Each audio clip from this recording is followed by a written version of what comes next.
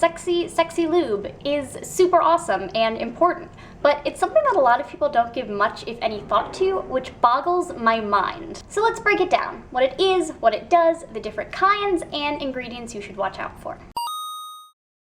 Lube is a liquid applied during sexy situations like intercourse or masturbation to help reduce friction, aid in penetration, etc. Vaginas, when aroused, will produce their own natural lubrication, but the amount will vary from person to person and even situation to situation, so lube is great for keeping things as comfortable and pleasurable as possible at all times. It's also really good for penises, like keeping things slippery during masturbation, and absolutely necessary for any sort of anal play. Lots of people use random household products like lotions and hand creams and Vaseline as lube, but the problem with that is that none of those things are meant to come in contact with your nether regions. They can cause infections and a whole host of other problems, and in a lot of cases they're not nearly as effective as lube made specifically for sex. Lube is easily accessible anywhere you can buy condoms, and it can make your sex life so much better.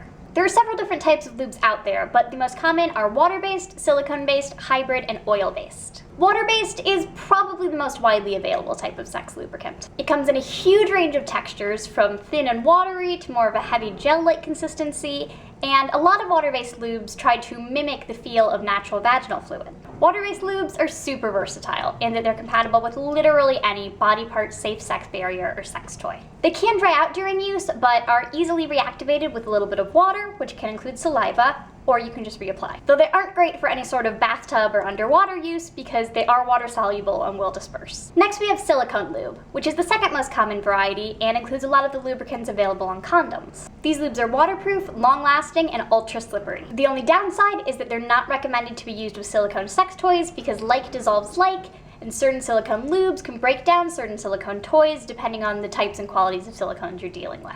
Hybrid lubes are a bit less common. They are water-based with a little bit of silicone added to enhance longevity and slickness. They're a bit safer to use with high-quality silicone sex toys, though I'd always recommend doing a patch test first, and they're especially great for combating vaginal dryness. Finally, we have oil-based lubes, which are very long-lasting and slippery. These lubes are not compatible with latex or polyisoprene condoms, dental dams, etc., nor are they great for vaginal use because they can clog pores and sometimes cause infections. That said, oil-based lubes are fantastic for penises and/or anal play, which is why you'll most often find them at male and LGBT-oriented sex shops. Seriously, if you're not using condoms or only using polyurethane ones and you're sticking things in your butt, oil-based lube will be your best friend. Now, when shopping for lube, there are some things you should look out for. One is parabens, which are a common preservative in all sorts of different products that some people are wary of and some EU countries have banned due to a potential breast cancer link. Another is glycerin, a sugar alcohol present in many water-based lubes. It's great for helping lubes last longer and keeping them slick, but it's not great for vaginas and can cause yeast infections in people prone to them, so watch out for that. Also, numbing agents. You'll see lots of lubes advertised as desensitizing, made for numbing the anus to reduce pain during anal sex. The problem there is that there shouldn't be significant pain during anal sex.